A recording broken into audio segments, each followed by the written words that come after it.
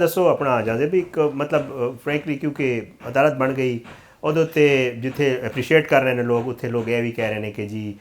ਜਿਸ ਤਰ੍ਹਾਂ ਮੈਂ ਕਹਾਂ ਕਿ ਜੀ ਅਪੋਜੀਸ਼ਨ ਜਮਾਤਾਂ ਦੇ ਮੌਕਫ ਹੈ ਕਿ ਜੀ ਅਦਲੀਆ ਦੇ ਨਾਲ ਕਮਜ਼ੋਰ ਹੋ ਗਈ ਜਾਂ ਇੱਕ ਪੈਰਲਲ ਕੋਰਟ ਬਣ ਗਈ ਹੈ ਅਤੇ ਉਹਦੇ ਵਿੱਚ ਹੁਣ ਆਈਨੀ ਮਾਮਲਾਤ ਉੱਥੇ ਜਾਣਗੇ ਬਾਕੀ ਜਿਹੜੇ ਮਾਮਲਾਤ ਨੇ ਉਹ ਤੇ ਮਰਜ਼ੀ ਹੋਏਗੀ ਤੇ ਸੋਮੋਟੋ ਵੀ ਲੈ ਲੈਣਗੇ ਸੋਮੋਟੋ ਪਾਵਰਸ ਵੀ ਹਨ ਵਾਕਿਆ ਨੇ ਅਦਾਲਤ ਕੋਲ ਤੇ ਇਸ ਹਵਾਲੇ ਨਾਲ ਵਾਕਈ ਮਜ਼ਬੂਤ ਹੋਏਗੀ ਕਮਜ਼ੋਰ ਹੋਏਗੀ ਕੀ ਤੁਸੀਂ ਕੀ ਸਮਝਦੇ ਹੋ? ਦੇਖੋ ਜੀ ਜਿੱਥੇ ਤੱਕ ਜੱਜਾਂ ਦੇ ਤਬਾਦਲੇ ਦਾ ਮਸਲਾ ਹੈ ਠੀਕ ਹੈ ਉਸ ਦੇ ਉੱਤੇ ਜਿਹੜੇ ਬੜੇ ਸੰਜੀਦਾ ਵਕੀਲ ਹਨ ਉਹ ਵੀ ਇਤਰਾਜ਼ ਚੁੱਕ ਰਹੇ ਹਨ ਠੀਕ ਹੈ ਕਿ ਜੱਜਾਂ ਦੀ ਮਰਜ਼ੀ ਤੋਂ ਬਗੈਰ ਉਹਨਾਂ ਨੂੰ ਤਬਾਦਲਾ ਕਰਨਾ ਇਹ ਮੁਨਾਸਿਬ ਨਹੀਂ ਹੈ। ਓਕੇ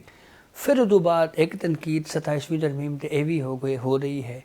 ਕਿ ਸਦਰ ਮੁਮਲਿਕਤ ਨੂੰ ਜਿਹੜੀ ਤਾ ਹਯਾਤ ਇਸਤਸਨਾ ਦੇ ਦਿੱਤੀ ਗਈ ਹੈ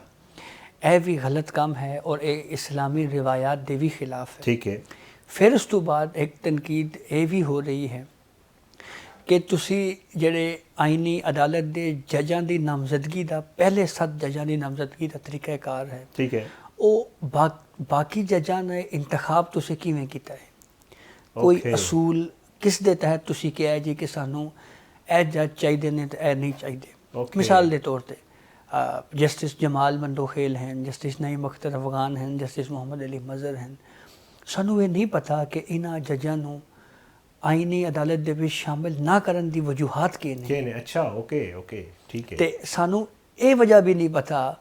ਕਿ ਜਸਟਿਸ ਅਲੀ ਬਾਕਰ ਨਜਫੀ ਨੂੰ ਜਸਟਿਸ ਆਮਿਰ ਫਾਰੂਕ ਸਾਹਿਬ ਨੂੰ ਜਸਟਿਸ ਹਸਨ ਨਜ਼ਰ ਰਿਜ਼ਵੀ ਸਾਹਿਬ ਨੂੰ ਧੋਖੋ ਕੇ ਠੀਕ ਨਹੀਂ ਜੱਜ लेकिन इन्होंने शामिल करने ਦੀ ਵਜ੍ਹਾ ਪ੍ਰੋਸੀਜਰ ਕੋਈ ਤਰੀਕਾਕਾਰ ਕੋਈ ਅਸੂਲ ਕੋਈ ਮੈਰਿਟ ਕੋਈ ਅਸੂਲ ਜ਼ਾਹਿਰ ਗੱਲ ਹੈ ਉਹ ਮਸਲਾ ਹੈ ਜਿਹਦੇ ਉੱਤੇ ਖਾਸੀ ਤਨਕੀਦ ਹੋ ਰਹੀ ਹੈ। ਅੱਜ ਖਬਰਾਂ ਆ ਰਹੀਆਂ ਸਨ ਕਿ ਸੁਪਰੀਮ ਜੁਡੀਸ਼ੀਅਲ ਕੌਂਸਲ ਦੀ ਵੀ ਦੁਬਾਰਾ ਕੋਲ ਤਸ਼ਕੀਲ ਨੌ ਵੀ ਹੋ ਗਈ ਹੈ ਸਾਰੇ ਜੀ ਉਹ ਤੇ ਤਰਮੀਮ ਤੋਂ ਬਾਅਦ ਹੋਣੀ ਸੀ ਉਹਦੇ ਵਿੱਚ ਜਸਟਿਸ ਜਮਾਲ ਮੰਦੋਖੇਲ ਸਾਹਿਬ ਨੂੰ ਸ਼ਾਮਿਲ ਕੀਤਾ ਗਿਆ ਹੈ। ਓਕੇ ਅੱਛਾ ਇੱਕ ਚੀਜ਼ ਮੈਂ ਜ਼ਰੂਰ ਇਹਦੇ ਤੇ ਗੱਲ ਕਰਨਾ ਚਾਹਾਂਗਾ ਉਹ ਹੈ ਕਿ ਜੱਜਸ ਦੇ ਇਸਤੀਫੇ ਆਏ ਸਨ ਜ਼ਾਹਿਰ ਗੱਲ ਹੈ ਅੱਛਾ ਇਸ ਤੇ ਕਹਾ ਕਿ ਜ਼ਾਹਿਰ ਗੱਲ ਹੈ ਅਗਰ ਨਹੀਂ ਉਹਨਾਂ ਨੂੰ ਮੁਨਾਸਿਬ ਲੱਗ ਰਿਹਾ ਸੀ ਇਸਤੀਫਾ ਦੇ ਦਿੱਤਾ ਤੇ ਕਿਹਾ ਜਾ ਰਿਹਾ ਸੀ ਕਿ ਮੇ ਵੀ ਕੁਝ ਮਜ਼ੀਦ ਜੱਜਸ ਦੇ ਵੀ ਇਸਤੀਫੇ ਆ ਸਕਦੇ ਨੇ ਇੱਥੇ ਇਸਲਾਮਾਬਾਦ ਵਿੱਚ ਵੀ ਕੋਰਟ ਸੁਪਰੀਮ ਕੋਰਟ ਵਿੱਚ ਵੀ ਲਾਹੌਰ ਹਾਈ ਕੋਰਟ ਵਿੱਚ ਜਾਂ ਕਰਾਚੀ ਹਾਈ ਕੋਰਟ ਕਿੱਥੇ ਵੀ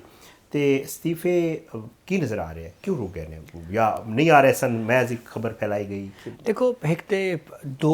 ਸੁਪਰੀਮ ਕੋਰਟ ਤੋਂ ਵੱਡੇ ਇਸਤੀਫੇ ਆਏ 2 ਜੱਜ ਇਸਤੀਫਾ ਦੇ ਕੇ ਚਲੇ ਗਏ ਜੀ ਤੇ ਅਤਰ ਮਿਨੱਲਾ ਸਾਹਿਬ ਅੱਛਾ ਮੈਂ ਆਪਣੇ ਤੌਰ ਤੇ ਉਸੇ ਚੈੱਕ ਕੀਤਾ ਹੈ ਠੀਕ ਹੈ ਜਸਟਿਸ ਅਤਰ ਮਿਨੱਲਾ ਸਾਹਿਬ ਦੇ ਇਸਤੀਫੇ ਦੀ ਵਜ੍ਹਾ ਤੋਂ ਕੋਈ ਬਹੁਤ ਜ਼ਿਆਦਾ ਅਦਲੀਆ ਦੇ ਵਿੱਚ ਕਿ ਬਹੁਤ ਕੋਈ ਬੜਾ ਇਕਦਾਮ ਹੋ ਗਿਆ ਹੈ ਠੀਕ ਹੈ ਇਹ ਫੀਲਿੰਗ ਨਹੀਂ ਹੈ। ਓਕੇ ਲੇਕਿਨ ਸ਼ਾਇਦ ਜਸਟਿਸ ਮਨਸੂਰ ਅਲੀ ਸ਼ਾਹ ਦੇ ਇਸਤੀਫੇ ਨੂੰ ਦੇ ਉੱਤੇ ਅਫਸੋਸ ਦਾ ਇਜ਼ਹਾਰ ਅਦਲੀਆ ਦੇ ਅੰਦਰ ਵੀ ਬਾਰ ਐਂਡ ਬੈਂਚ ਦੋਹਾਂ ਤਰਫੋਂ ਔਰ ਬਾਰ ਦੇ ਵਿੱਚ ਵੀ ਕੀਤਾ ਗਿਆ ਠੀਕ ਹੈ। ਉਹਦੀ ਇੱਕ ਵਜ੍ਹਾ ਇਹ ਵੀ ਸੀ ਕਿ 26ਵੀਂ ਤਰਮੀਮ ਦੇ ਤਹਿਤ ਉਹ ਚੀਫ ਜਸਟਿਸ ਵੀ ਨਹੀਂ ਬਣ ਸਕੇ ਗੋ ਕੇ ਉਹਨਾਂ ਤੋਂ ਪਹਿਲੇ ਹੱਕ ਯਾਜ਼ੁਲ ਹਸਨ ਸਾਹਿਬ ਦਾ ਸੀ ਲੇਕਿਨ ਉਹ ਕਿਉਂ ਇਸਤੀਫਾ ਦਿੱਤਾ ਉਹਨੇ ਸਾਨੂੰ ਅੱਜ ਤੱਕ ਇਹ ਵੀ ਨਹੀਂ ਪਤਾ ਠੀਕ ਹੈ ਤੇ ਦੂਜੀ ਹਾਈ ਕੋਰਟ ਦੇ ਵਿੱਚੋਂ ਸ਼ਮਸ ਮਹਿਮੂਦ ਮਿਰਜ਼ਾ ਸਾਹਿਬ ਦਾ ਜਸਟਿਸ ਸਾਹਿਬ ਦਾ ਇਸਤੀਫਾ ਆ ਗਿਆ ਬਿਲਕੁਲ। ਹੁਣ ਇੱਕ ਗੱਲ ਇਹ ਸੁਣਨ ਨੂੰ ਮਿਲ ਰਹੀ ਹੈ ਕਿ ਪੈਨਸ਼ਨ ਮਰਾਹਤ ਕਾਫੀ ਜ਼ਿਆਦਾ ਨੇ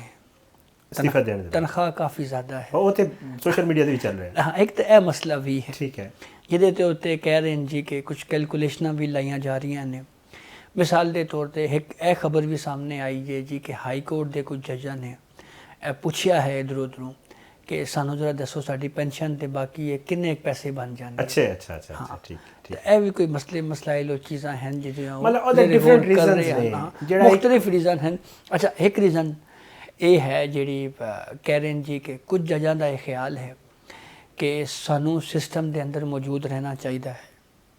ਹਾਂ ਬਿਲਕੁਲ ਸਾਨੂੰ ਸਿਸਟਮ ਦੇ ਵਿੱਚੋਂ ਨਿਕਲਣਾ ਨਹੀਂ ਚਾਹੀਦਾ ਕਿ ਜਿਸ ਸਿਸਟਮ ਦੇ ਅੰਦਰ ਰਹਿ ਕੇ ਅਸੀਂ ਜੇ ਕੁਝ ਕਰ ਸਕਦੇ ਸਾਨੂੰ ਇੱਥੇ ਹੀ ਰਹਿਣਾ ਚਾਹੀਦਾ ਹੈ। ਕੁਝ ਦਾ ਖਿਆਲ ਹੈ ਕਿ ਨਹੀਂ ਜੀ ਕੁਝ ਦਾ ਖਿਆਲ ਹੈ ਕਿ ਨਹੀਂ ਹੁਣ ਸਾਡੇ ਕੋਲ ਕੋਈ ਇਖਤਿਆਰ ਕੋਈ ਵਜ੍ਹਾ ਨਹੀਂ ਰਹੀ ਕਿ ਅਸੀਂ ਬੈਨ ਦੀ ਇਸ ਬਾਰੇ ਸਾਨੂੰ ਚਲਾ ਜਾਣਾ ਚਾਹੀਦਾ ਹੈ। ਤੇ ਇਹ 2 ਰਾਏ ਜਿਹੜੀਆਂ ਉਸ ਵਕਤ ਪਾਈਆਂ ਜਾਂਦੀਆਂ। ਅੱਛਾ ਸਰ ਤੁਸੀਂ ਜਾਣਦੇ